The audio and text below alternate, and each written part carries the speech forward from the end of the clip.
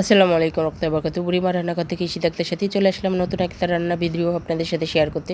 তো আজকে যে রান্নাটা শেয়ার করছি সেটা হচ্ছে দেশি মাগুর মাছ। তো আমি যে ইন্ডাকশনের পাতিলা বসিয়ে দিয়েছি, দিয়ে দিলাম পরিমাণ মতো সরিষার তেল। আর এই রান্নাটা আমি সরিষার তেলেই করব, একদম ঝালঝাল করে একদম দুর্দান্ত একটা ভুনা করব। আর দেশি মাগুর মাছের ভুনা খেতে কিন্তু দারুণ লাগে। তো এখানে আমি 4 চামচ পেঁয়াজ বাটা, 1 চামচে হাফ চামচ রসুন বাটা, 1 চামচে একটু কম আদা বাটা, আর দিয়েছি 3 চামচ মরিচ বাটা, দিয়ে স্বাদ মতো লবণ দিয়ে আমি এটাকে সুন্দর মতো নেড়েচেড়ে মিক্সড করে নিচ্ছি। আর এটা সম্পূর্ণ বাটা মশলায় রান্না করে, আর মরিচ বাটা দিয়ে রান্না হলে তো আরও বেশি মজা হয়। তো এই যে এখন এক এক করে দিয়ে দিব আমি ফাঁকি মশলা, হাফ চামচ হলুদ, হাফ চামচ ধনিয়া, 1 চামচ জিরা।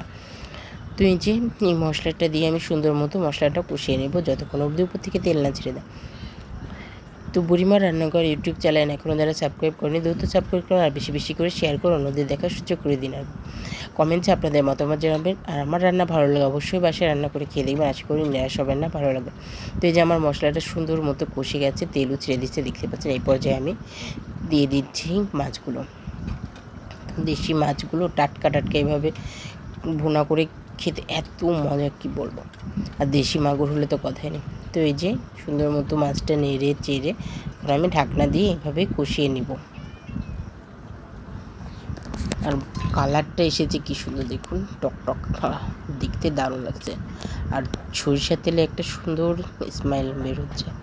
তো আবার নেড়ে চেড়ে আবারও ঢাকনা দিয়ে ঢেকে রান্না করতে থাকছি। তো এই যে এই পর্যায়ে আমার মাছ সুন্দর মতো কষে গেছে দেখতেই পাচ্ছেন। তো মাছটা সুন্দর মতো কষানো হয়ে গেছে, এ পর্যায়ে দিয়ে দিচ্ছি পানি, যাতে সুন্দর মতো তরকারিটা হয়ে যায়। আর এবার নেড়ে চেড়ে সুন্দর মতো মিক্সড করে দিব। আর একটু পানি লাগবে, সেজন্য আর একটু পানি চাই। আর যেহেতু মাগুর মাছ, এটা কিন্তু ভালো মতো রান্না না হলে খেতে মজা লাগবে না, একটা গন্ধ বলবে, সেজন্য সুন্দর মতো। আর যারা মাছে গরম মশলা খান তারা গরম মশলা দিতে পারেন, আমরা যেহেতু খাই না সেজন্য দিই না।